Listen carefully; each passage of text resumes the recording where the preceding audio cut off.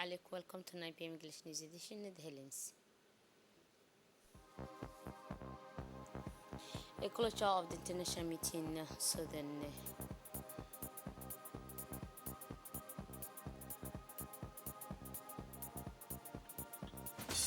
Djibouti athlete gets ready for Olympic Games held in Paris 2024. Another international scene that is striking Gaza Netanyahu receiver at the White House. Those were the headlines and welcome to the national news.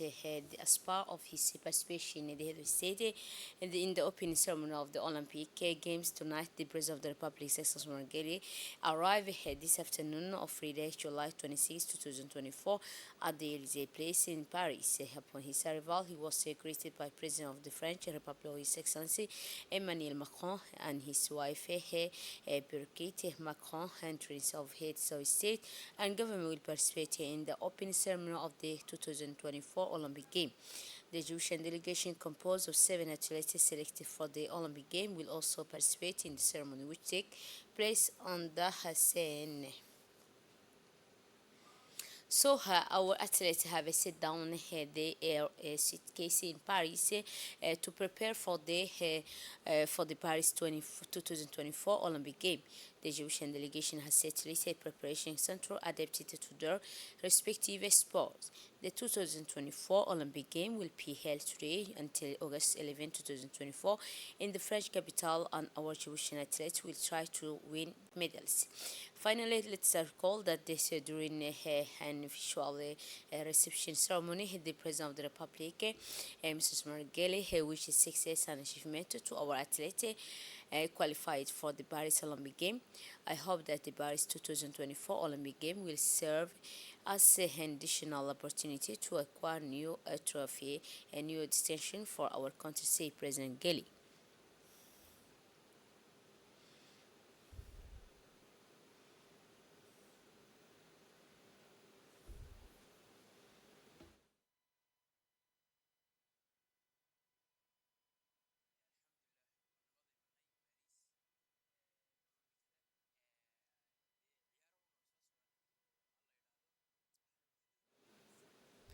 Friday, July 26, 2024, from 7:30 p.m. To 11 p.m. The opening ceremony of the Paris 2024 Olympic Game will be held. This event will take place on the Seine between the Pointe Austerlitz and the Pointe Linea. So breaking the code, revolutionizing the game, and being accessible to as many people as possible. This the challenges of Paris 2024. So to the constant work of Paris 2024, the city of Paris, the state, the AOIC, and the CNOS. The ceremony is prevented in the heart of the playing field that will begin that also of the athlete the next day the City of Light for the largest popular sport festival in the heart of Paris. And now the Minister of Foreign Affairs and International Cooperation on the silence of his participation in the closing ceremony of the conference called Mediators Retreat on Sudan, in which he took part in Djibouti Kembiski Place Hotel, had in-term bilateral talks with his counterpart, ambassadors and special envoy of the Secretary General of the United Nations. The Minister of Foreign Affairs and International Cooperation had a bilateral meeting with the Deputy Minister of Foreign Affairs of Sudan. During this meeting, the two ministers discussed ways and means to strengthen existing bilateral relations between the two countries. The meeting was an opportunity for the two parties to review together the various points raised during these 2 days of conference. It should be noted that the Egyptian minister recalled that the number and the leadership of President Gele, the Republic of Djibouti, has long been committed to stabilization and peace of the Sudanese nation. They also raised the various points, raised an implementation of their solution put forward for a political transition in Sudan. the Minister of Foreign Affairs of Central Africa and special envoy of the Secretary General of the United Nations, Turkey, the new Mauritanian ambassador, gave his credential here to the Minister of Foreign Affairs International Cooperation. I'm very convinced that if this House speaks the same voice, we will help Sudanese definitely to resolve their own challenges. All stakeholders, partners, states here and the non-state actors, multilateral institutions who are working here, they came here because of the concern that all of us have on issue of Sudan. So if we speak, if we send a very clear signal to the warring parties that Sudanese belongs to the Sudanese people and not to individuals, that will be the very important message that will help the people of Sudan. And if we work irrespective of any kind of differences in the approaches, that will be a very important point. So this gathering, which is called by our chair, Djibouti, is a very important step forward. And now, in speech, the responsible of African Union say that the Sudanese people are facing a great suffering, and we share this suffering with them, say today and every day. It is a duty for everyone to join force and want to this peace in Sudan at all costs. It's true that many advanced initiatives have not given the accepted. And now in his speech, the Minister of Foreign Affairs said the Minister of Foreign Affairs International Cooperation stated in his speech the position of Djibouti. It's frantic. Stressed on the fact that peace and stability, the ceasefire, is an imperative that has to be reached, without further ado. I think the United States is working, the Jeddah process is there now to resume in Geneva. So many partners are really keen on, making that game changer in this brotherly country. And we are really very, very optimistic and hopeful that this ceasefire will really, happen or be brokered very soon. I think this is a must, and we need to work on that. I mean, the IGAD organization, the African Union, the UN, we are all committed to reach that goal. The number two issue, of course, is related to the humanitarian crisis. I think the suffering of the Sudanese people, it has reached a level where millions of people are on the brink of starvation. I mean, famine, we are talking about famine, but people are starving and dying right now. So really, this is also a number one issue. If we can mobilize more resources, we heard, of course, the representative of France yesterday, and we attended the April meeting on the 15th in Paris, 15th of April. And we also we are very grateful about the announcement that has been made to foster and mobilize 2 billion euros of assistance to the Sudan. And this is, I think, a major achievement, and we thank France for that. I think all the partners are involved. Some of us are putting forward their strength in terms of political, soft power. Some of us have the capacity to put on the table, the resources needed, and some of us are very influential also. China is playing a big role. Turkey is trying to help. Germany and others, the European Union. I think no one's role is looked upon without saying that we need you all. Today, Sudan needs you all. So this is a strong message that we would like to really convey from Djibouti, first to the Sudanese public opinion, to Sudanese stakeholders, and to the international community. And now let's listen to the African Union responsible in his speech. Sudan continues the way it is, we'll all stand to lose, not only in relation to our individual interests in terms of organizations and in terms of states, but in terms of a future of the continent that is going to be compromised with the possible collapse of an important and strategically placed country like the Sudan. So everything that needs to be done to save Sudan from the brink must be done. So putting all our efforts together and ensure that Sudan doesn't fall is a must for us, and even a question, an issue of survival for all of us, and even of our culture, of our future, and of the objectives that we are pursuing, particularly with regards to the African Union. You see, the African Union has been built on the need to liberate the continent, not only from political domination, which we successfully managed to get, but we realized very quickly that this political liberation is nothing unless we achieve economic and social development. It is in this struggle that the continent has been waging that we find ourselves with a founder member of our continental organization slipping into collapse almost. We need to save Sudan. We need to save the institutions of Sudan.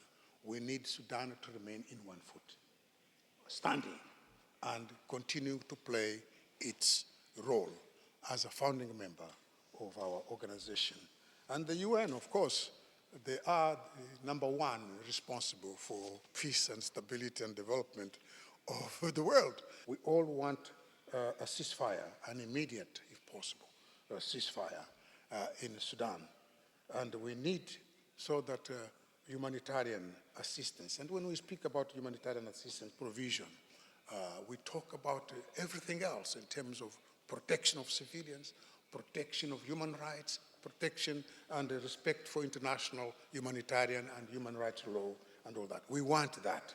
And we are all in unison. We are together on this. There is consensus about this objective to achieve in Sudan.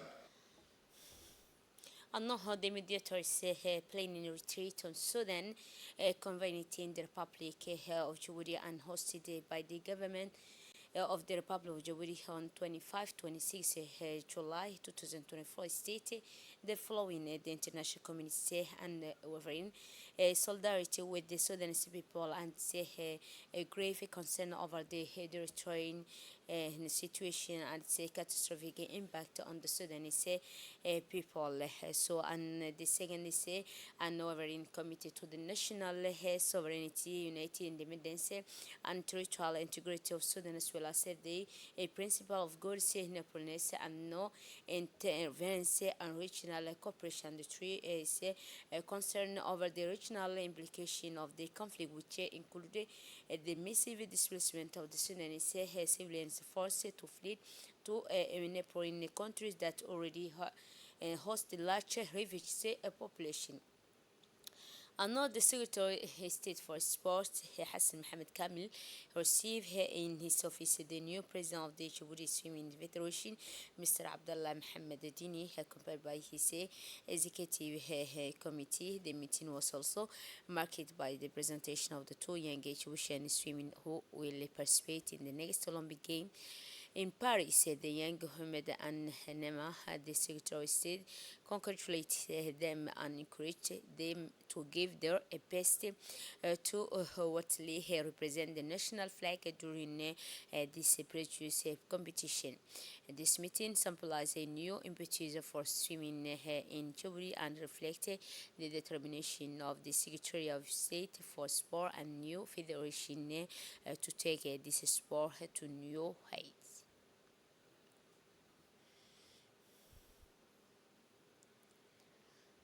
This morning, the Chief General Staff of the Armed Forces, Lieutenant General Secretary Sheikh Ibrahim, conducted an announced reception of the Polho Andorra hotspot located on the border in the Tuchura region. Accompanied by several senior military officials, the general visited this locality to assess the consequence of the recent extreme weather conditions, including heavy rain and winds, which caused considerable damage to both the population and the military personnel stationed in this area. During this reception, General Secretary Ibrahim paid particular attention to the security system in place in Balho, So he personally verified that all protective measures were respected and optimized in order to guarantee the safety of the installation and personnel. Priority was given to accessing damaged structure and planning the necessary repairs to restore adequate working and also living condition for the military and local residents. The moral researcher had deployed in this forward position was also a major concern for the general. He took the time to talk with the troops to ensure their well-being and commitment. moogtahay askariyo inaad tahay taalikii gobaanimada ugubiyo calankiyo arladu kiyirkanayeen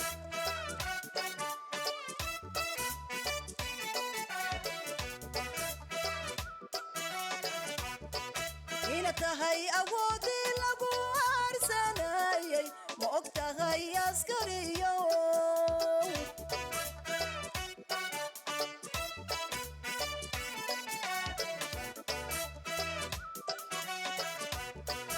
ina tahay awoodii lagu aarsanayay ma og tahay askariyo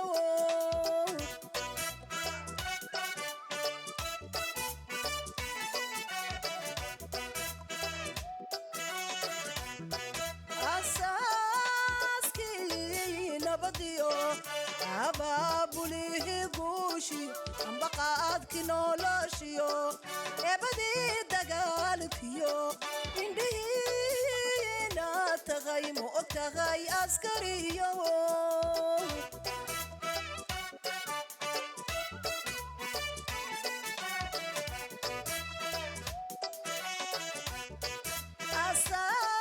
asaaskii nabadiyo abaabulihii guushi ambaqaadki noloshiyo eebadii So during the same day, Lieutenant General Secretary Sheikh Ibrahim also carried out a surprise inspection at the Dora outpost. This visit allowed for a thorough review of the security system to ensure its effectiveness and responsiveness to any potential threat.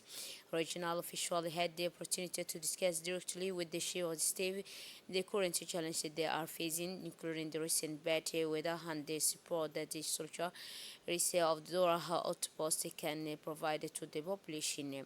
The general told the sub-prefect and local elected officials that the soldiers of this outpost will do what is necessary to assist the population in all situations. He also requested the cooperation of the population of its sector in order to provide as much information as possible on the potential presence of terrorists operating in the region.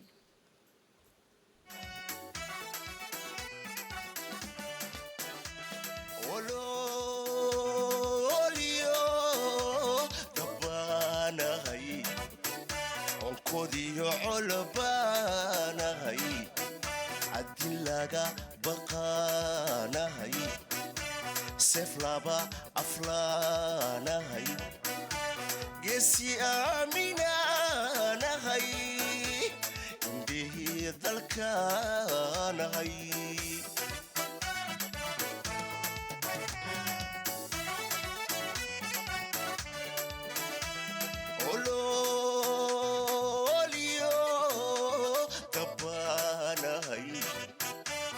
kodiyo colbaanahay adilaga baqanahay seflaba aflanahay gesi aminaanahay indhihi dalkanahay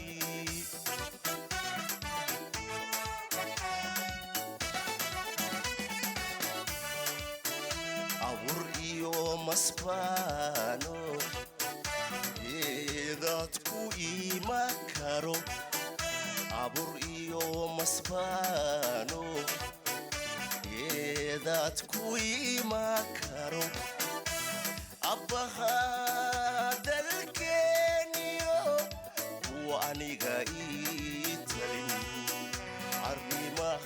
soo baxa ka adkaynayaanahay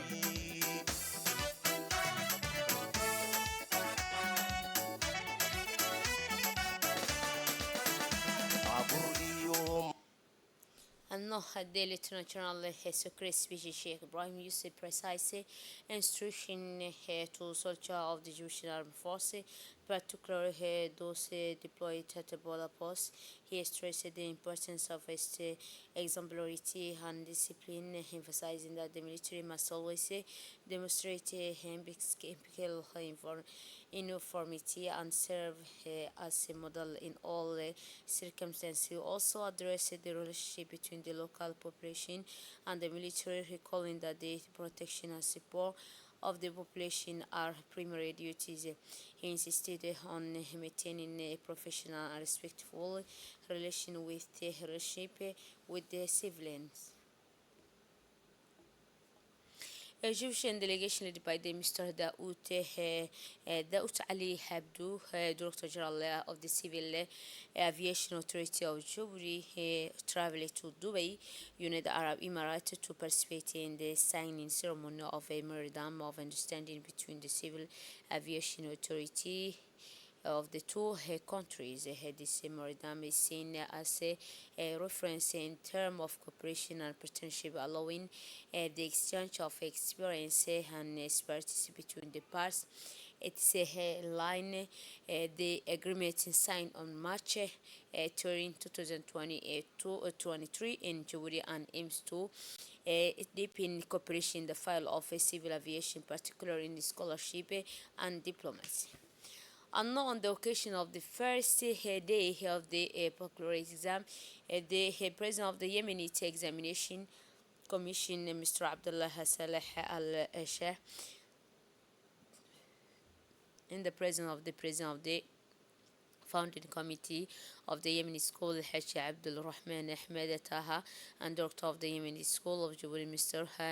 Abdul Iraqi Muhammad Ali, toured several examination centers to inquire about the smooth running of the exam. During this visit, the president of the examination commission held discussion with the heads of centers as well as a member of the examination secretariat.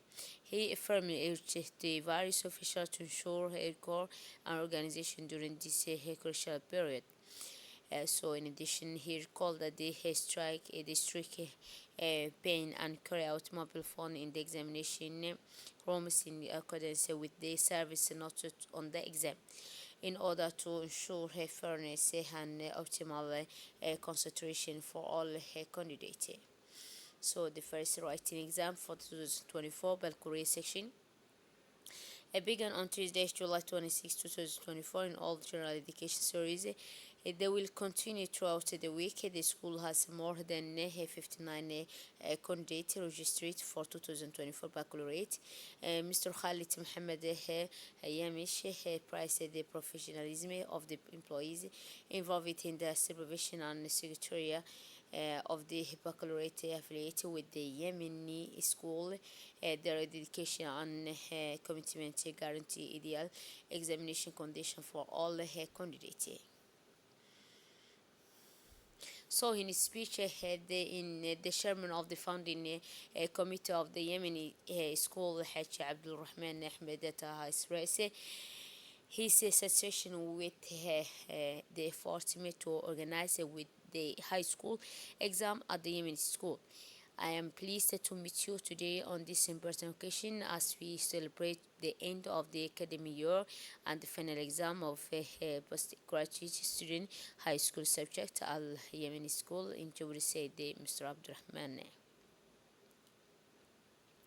So, I was organized by the company Global Security Cell under the agency of the Regional Council of Tajura and partnership with the NFIP training more than 20 participants. And now the Ali Sabih member of the Custom Brigade in close collaboration with the element of the police detachment, the PS Army of the Ali Sabih region, intercepted a large quantity of the contraband goods from Ethiopia at the Galilee border.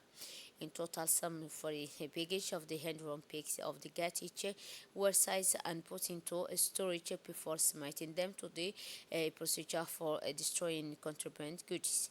This interception of a product illegal introduced into the national territory are part of the action to combat smuggling of all kinds. No, the good size result of the occasion of the consistent of foreign baggage of the GAT whose total weight was estimated to 1,500 kilogram of the GAT imported